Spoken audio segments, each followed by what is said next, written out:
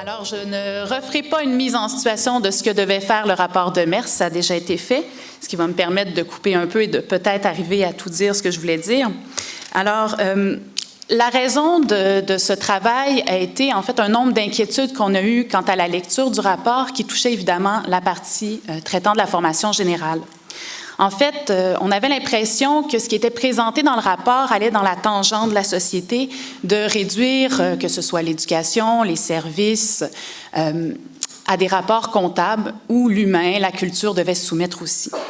Et donc, ce qui nous inquiétait ici, c'était d'abord une possible disparition de la culture commune, mais aussi un appauvrissement intellectuel.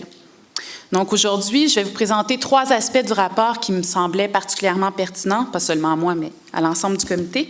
Alors, le déphasage, le manque de choix dont seraient victimes les étudiants et l'arrimage entre la formation générale et le marché de l'emploi. Donc, pour ce qui touche le déphasage, j'aimerais remettre en contexte un tout petit peu cette notion. Plus précisément, dire que périodiquement, que ce soit les avis du CSC, donc le Conseil supérieur de l'éducation, ou alors les rapports demandés par les gouvernements en poste, ont critiqué la formation générale. Ce n'est pas quelque chose de récent, c'est quelque chose qui existe depuis le début de la formation des cégeps. Et la plupart du temps, ce qui est critiqué est sa rigidité et son manque de flexibilité. Donc, c'est un peu dans le même sens que s'inscrit le rapport de Demers ici en critiquant le déphasage. Et d'ailleurs, pour vous illustrer un peu le propos, je vais vous citer une partie du rapport qui se trouve à la page 130.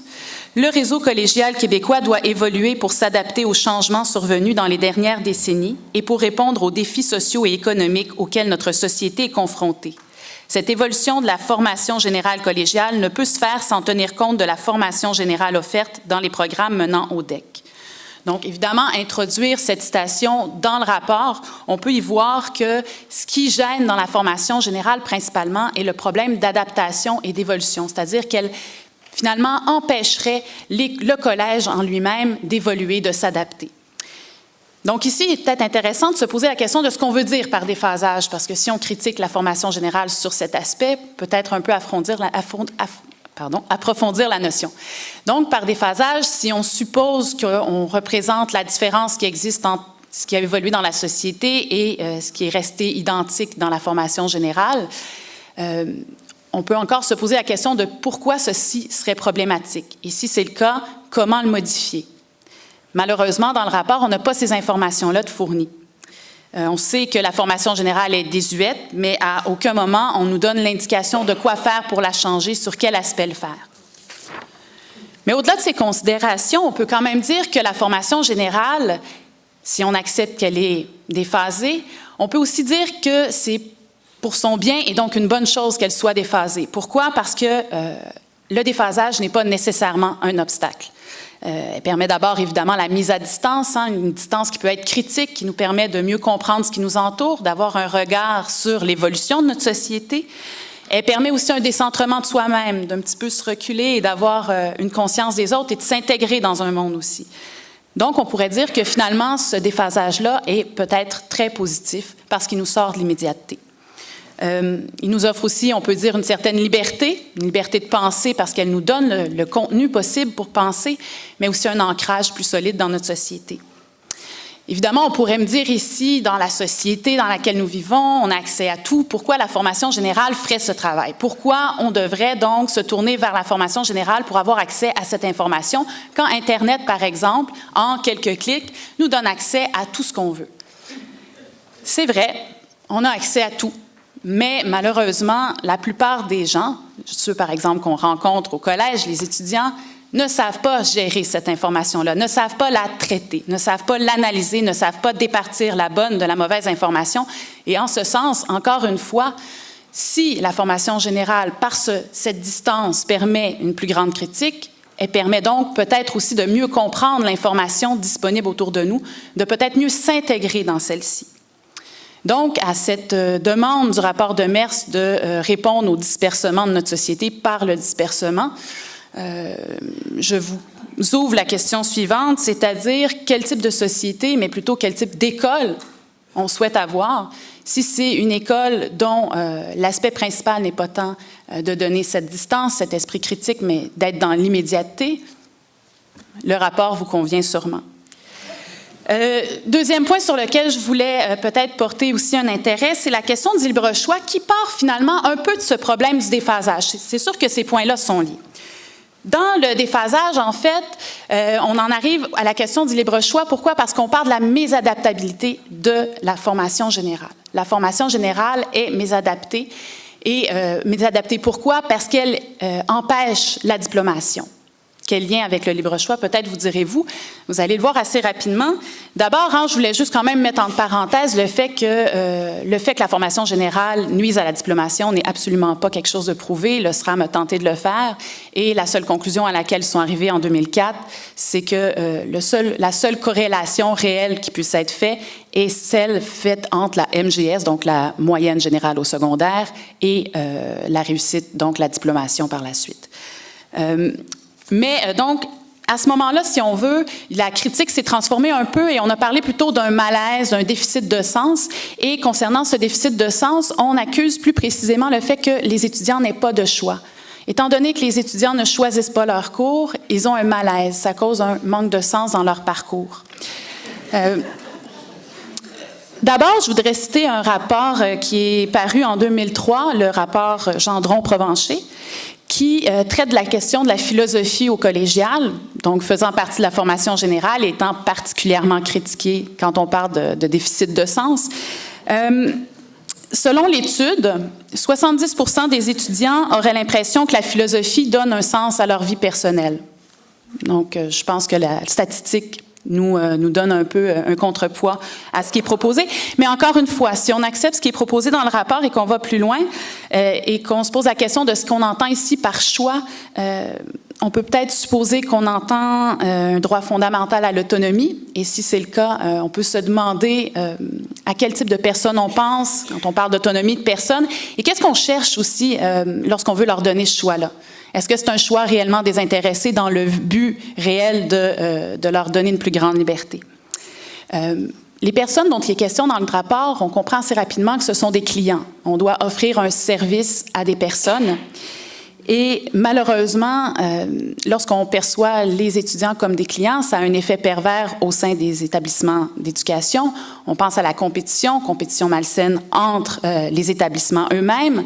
Donc, évidemment, si la compétition s'installe, on peut voir des inégalités en termes de contenu de ce qui est offert entre les établissements, mais aussi une tendance à offrir des cours les plus, excusez-moi le terme, sexy possible pour les étudiants, parce que si le choix leur est entièrement donné, c'est évident que ce qu'on peut voir, par exemple, avec les cours complémentaires, les cours plus sexy, moins difficiles, ont généralement la cote.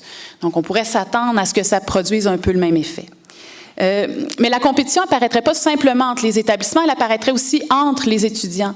On remarque dans les programmes qui sont plus compétitifs, il y a souvent des problèmes qui sont vécus entre les étudiants, des livres volés pour que d'autres étudiants n'aient pas accès aux documents. Donc, on ne pense plus en termes d'obtenir une plus grande connaissance, mais vraiment performer pour pouvoir obtenir son diplôme, ce qui, malheureusement, nous enlève tout un aspect de l'éducation. En fait, à cette définition de l'éducation qui est plutôt dans une conception de marché, on proposerait une éducation, j'invente rien ici, mais on proposerait plutôt de revenir à la définition de Bildung, qui suppose plutôt une réalisation des potentiels et des aspirations des individus. Donc, quelque chose qui est une visée à long terme et non pas seulement, encore une fois, de se poser dans un moment, aujourd'hui, maintenant. Aussi, on pense que en proposant une telle définition, on définit le choix aussi autrement. Parce que le choix dont on mentionne l'intérêt dans le rapport est un choix qui n'en est pas tout à fait un, parce qu'il faut quand même un certain nombre de connaissances pour faire un choix qui est valable. Et dans ces cas-ci, un étudiant n'a pas nécessairement déjà les connaissances nécessaires pour choisir au mieux les cours qu'il suivra par la suite. Et aussi, je vous disais, il faut aussi savoir quel est l'intérêt derrière. Le rapport nous mentionne que ces objectifs sont de réussir à augmenter le nombre de diplômés. Donc, ce choix-là n'est pas fait pour l'étudiant lui-même, n'a pas pour réel objectif l'étudiant, mais en fait, cherche à satisfaire les besoins, les demandes d'un autre, soit le gouvernement, qui a besoin de plus de diplômés. Donc, encore une fois, on cache un peu les réelles intentions. Un deuxième aspect donc, qui est traité aussi dans la question du choix est celui de l'école supérieure. Donc, étant donné que les collèges font partie de l'enseignement supérieur, ils sont censés offrir plus d'autonomie. Et dans le rapport, on le voit, autonomie et choix sont synonymes. Donc, comment offrir plus d'autonomie dans les collèges? C'est en offrant plus de choix, offrant des cours à la carte. On peut répondre de différentes manières à ça. D'abord, l'étudiant a déjà fait un choix en s'inscrivant au collégial, en choisissant déjà un programme d'études et donc aura à suivre les cours qui sont affiliés à ce programme. Mais aussi à l'université, beaucoup de programmes comportent une grande partie de cours généraux, de cours obligatoires, qui ne sont pas nécessairement en lien avec leur domaine d'études. Et parfois, ça peut représenter 2 ans de leur parcours au baccalauréat. Sans compter qu'on ne critiquerait pas, et j'avoue que l'exemple n'est peut-être pas le plus adapté, mais vous comprendrez, je pense, où je veux en venir avec ça, mais on ne reprocherait jamais à un médecin, ou plutôt on ne critiquerait jamais le fait qu'un médecin ait dû suivre des cours d'anatomie et que peu importe sa spécialisation, il ait dû le faire. Mais dans une société où l'éducation est censée former aux citoyens, il semble normal qu'on lui donne les atouts de la même manière pour pouvoir exercer son droit citoyen par la suite dans la société. Ce qui m'amène donc à vous rappeler aussi que le choix n'est pas simplement un choix individuel, mais un choix de société. Oui, il est important de donner un choix à l'individu, mais il est important aussi de s'approprier notre choix collectif. Et si nous voulons une société d'ignorants, une société où la culture n'a pas de sens, nous pouvons encore une fois suivre les recommandations telles quelles. Mais le choix d'une société est tout aussi important que celui des individus séparément. Et je voudrais citer Diogène de Sinope à cet endroit. Jeune homme, si tu ne peux pas supporter la labeur de l'apprentissage, tu auras à supporter les épreuves de l'ignorance. À mon sens, répond très bien à ce qui est présenté dans le rapport.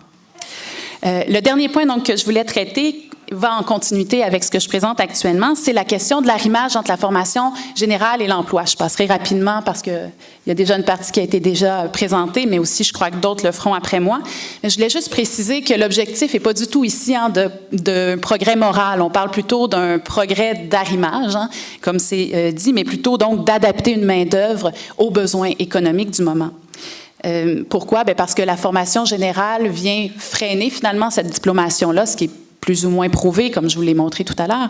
Mais donc, l'important est donc de l'assouplir pour qu'elle puisse donc favoriser cette possibilité de créer des gens prêts à l'emploi. Malheureusement, une telle vision, comme ça a été mentionné, entraîne évidemment des aptitudes qui sont très rapidement obsolètes. Le rapport mentionne constamment que notre société est en perpétuelle évolution, cette évolution s'est accélérée et on s'obstine à donner des techniques, des cours qui auront une durée limitée. Je pense entre autres, parce que l'anecdote est intéressante, mais près des années 2000, ils avaient créé une technique pour prévoir les problèmes du bug de l'an 2000. Je n'ai pas besoin de vous dire que tous ces étudiants se sont retrouvés sans emploi. Bref, il est important de penser à une autre partie de la formation et on ne peut pas limiter l'éducation à son simple rapport comptable. Il faut penser qu'on éduque d'abord et avant tout des êtres et que de voir la chose comme ça implique qu'il faut se reposer la question de quelle valeur on accorde à l'être humain et aussi d'offrir à chacun la possibilité de pouvoir répondre à ces différents problèmes sociaux qui peuvent être rencontrés. Choisir d'aller dans le sens du rapport serait aussi d'accepter une dépersonnalisation. Donc, accepter que les étudiants ne soient vus que pour leurs compétences techniques et malheureusement qu'on n'essaie pas d'éveiller ou de développer en eux quelque chose de plus, quelque chose qui pourrait s'allumer et participer à une société, qui pourrait amener donc un regard différent aussi à celle-ci. Donc, au regard de ces 3 points, j'aimerais donc à mon tour poser une question aux auteurs du rapport de Mers. Donc, étant donné que leurs explications étaient très rares et souvent très floues, évasives, et que le choix qui est proposé est essentiel, est important parce qu'il y aura des répercussions énormes sur notre société, je lui retourne en fait le fardeau de la preuve et je lui demande, en fait je leur demande, de justifier leur politique, mais en impliquant bien quelle vision de l'éducation ils ont. Donc je vous remercie et voilà.